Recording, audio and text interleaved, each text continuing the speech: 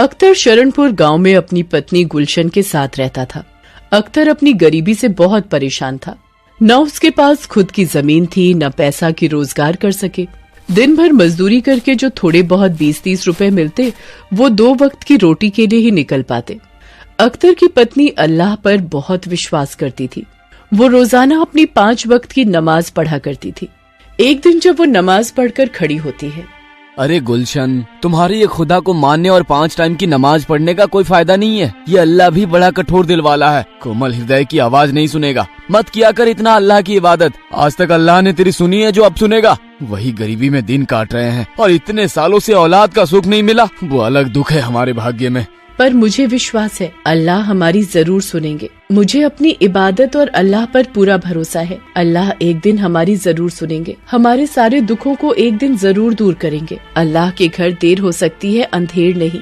चल देखता हूँ तेरे अल्लाह तेरी दिन रात नमाज पढ़ने और इबादत करने का कितना फल देते हैं। अभी मैं काम पर जा रहा हूँ, देखता हूँ कहीं मजदूरी का काम मिल जाए।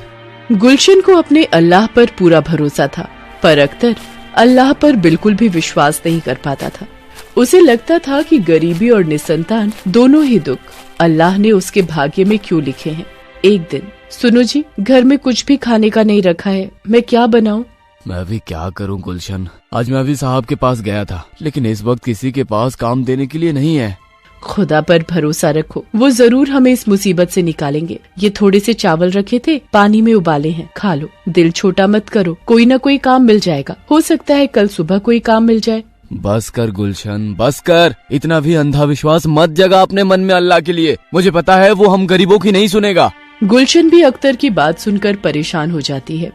वो हमेशा अल्लाह का ध्यान करके सोती थी। रमजान के नेक दिन चल रहे होते हैं।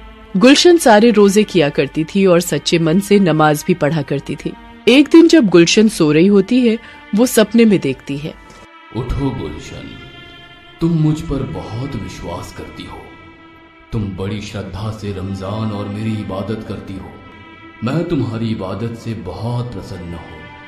अब तुम्हारी सारी चिंताएं दूर होने वाली है। हे खुदा, मुझे आप पर विश्वास था, आप मेरी विपदा जरूर दूर करेंगे।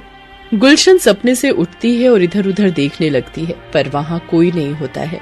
वो अल्लाह का ध्यान करती है और सपने की बात अख्तर को बताती है। सुनो, अल्लाह मेरे सपने में आए थे। उन्होंने कहा बहुत जल्द ही हमारी सारी विपदा दूर हो जाएगी।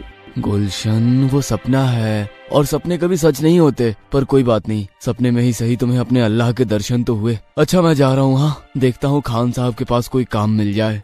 अख्तर खान साहब के पास जाता है, पर उसे वहाँ कोई काम नहीं मिलता है। अख्तर निराश होकर घर वापस आने लगता है और रास्ते में सोचता है कि आज तो उसके पास बिल्कुल भी पैसे नहीं हैं। वो कैसे घर खर्च निकालेगा। चलते चलते वो थोड़ी दूर ही पहुंचता है। उसे पीछे से एक आवाज आती है, अरे भैया सुनो तो, मैं तुम्हें ही बुला रहा हूँ। जी बोलिए, क्या काम है? जब तुम खान साहब के पास काम मांग रहे थे, मैं वहीं पर बैठा था और तुम्हारी बातें सुन रहा था। मैं तुम्हारे जैसे ही किसी व्यक्ति की तलाश में था बेटा। क्या तुम मेरे लिए काम करना चाहोगे? मैं तुम्हें अच्छे दाम दूंगा। क्या नाम है तुम्हारा?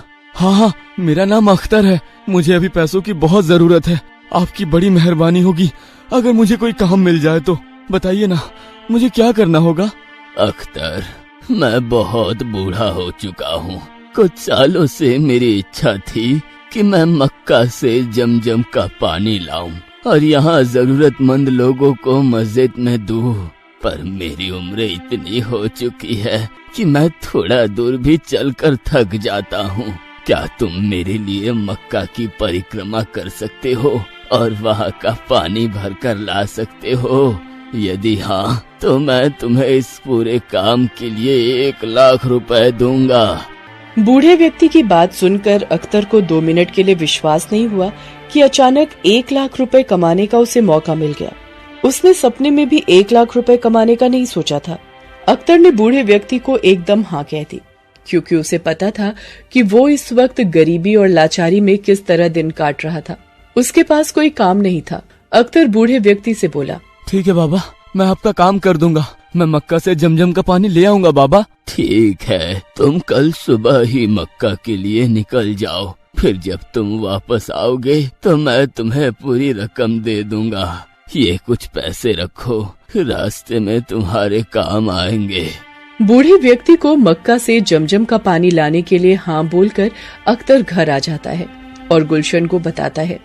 गुलशन भी ये बात सुनकर बहुत खुश होती है और अख्तर के जाने की तैयारी करती है। अगले दिन सुबह अख्तर मक्का के लिए निकल जाता है। वो तो सिर्फ इसी इच्छा से पानी लेने जा रहा था। जैसे ही वो जमजम का पानी ले आएगा उसे रकम मिल जाएगी, जिससे उसकी गरीबी दूर होगी। अख्तर मक्का पहुंच जाता है और परिक्रमा कर जमजम का पानी भर लेता है। अख्तर अकेला ही मक्का के लिए निकला था, इसलिए जब वो अकेला आ रहा होता है, रास्ते में उसे बहुत से लोग मिलते हैं जो अल्लाह की इबादत कर रहे होते हैं। अख्तर भी अल्लाह की इबादत करता हुआ वापस आ रहा होता है।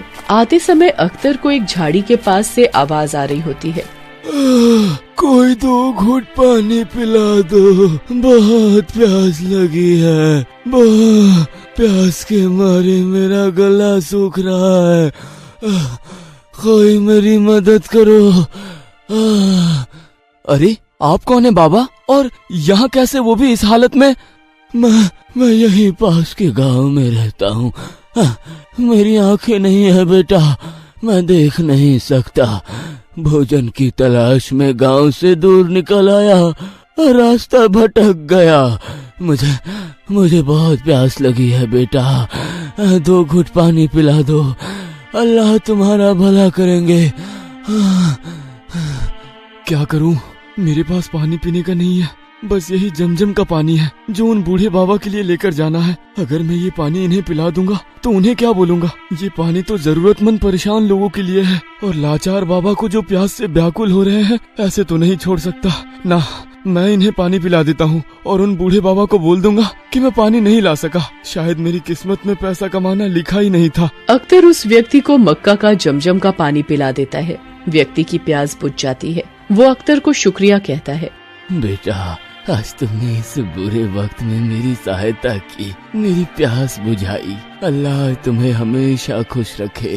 बेटा आज तुमने मुझे अंध फकीर को पानी पिलाया है, मैं भी तुम्हें कुछ देना चाहता हूँ। ये पोटली अपने पास रखो और घर जाकर ही इस पोटली को खोलना। बाबा मैं आपको घर छोड़ देता हूँ, आप अकेले कैसे जाओगे? नहीं बेटा, मैं चला जाऊंगा, तुम्हें भी तो समय पर घर पहुंचना होगा। तुम्हारी बेगम गुलशन तुम्हारी राह देख रही होगी। अख्तर अपने घर की तरफ चल पड़ता है। रास्ते भर अख्तर यही सोचता है वो उस बूढ़े बाबा को क्या जवाब देगा।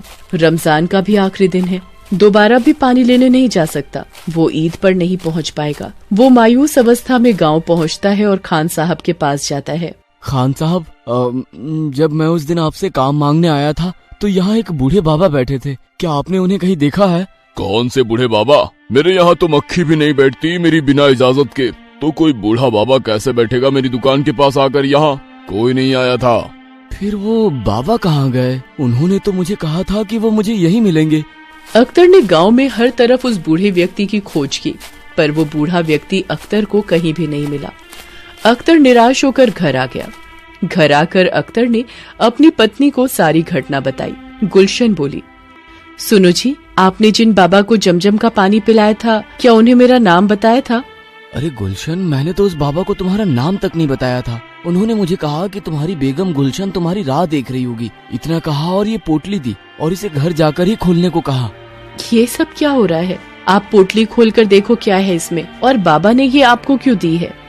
अख्तर पोटली खोलकर देखता है। गुलशन, ये रुपए पूरे 1 लाख रुपए है। 1 लाख तो मुझे उस बाबा ने मक्का से जमजम की पानी लाने की रकम बोली थी। आज मैंने उस बाबा को पूरे गांव में ढूंढा पर वो नहीं मिले। आप अब भी नहीं समझे, पर मैं पूरी बात समझ गई। ये सब हमारे अल्लाह की मेहरबानी है। आपने भले ही खुदा पर कभी विश्वास नहीं किया, पर आपका दयालु स्वभाव देखकर अल्लाह ने उसका फल दिया है। ये सब उन्हीं का चमत्कार है। वो सारा अल्लाह का ही किया था। आपने जरूरतमंद की सहायता की और अल्लाह ने आपकी परीक्षा ली, जिसमें आप खरे उतरे। हमें अल्लाह का शुक्रिया करना चाहिए, जिन्होंने फरिश्ते के रूप में आकर हमारी गरीबी दूर की। हाँ गुलशन, ये तुम्हारी अल्लाह की इबादत करने का फल है। तुमने हमेशा सच्चे मन से उनकी इबादत की, इसलिए उन्होंने तुम्हें इसका फल दिया। आज से अल्लाह पर मेरा भी अटूट विश्वास बन गया है। हे खुदा, मुझे क्षमा करना। मैं आपकी शक्तियों को पहचान ना सका। आप अंतर्यामी हो, खुदा हो। आप अपने बच्चों की मन की बात पढ़ लेते हो। हे अल्लाह, हे अल्लाह। उस दिन के बाद अख्तर को खुदा पर अटूट विश्वास हो जाता है। वो भी रोजाना मस्जिद में जाकर इबादत किया करता था और सच्चे मन से नमाज पढ़ा करता था। अल्लाह की दुआ से कुछ समय बाद गुलशन के बेटा और बेटी पैदा होते हैं। अख्तर के घर खुशियां आ जाती हैं। एक गरीब की मक्का परिक्रमा सफल हो जाती है।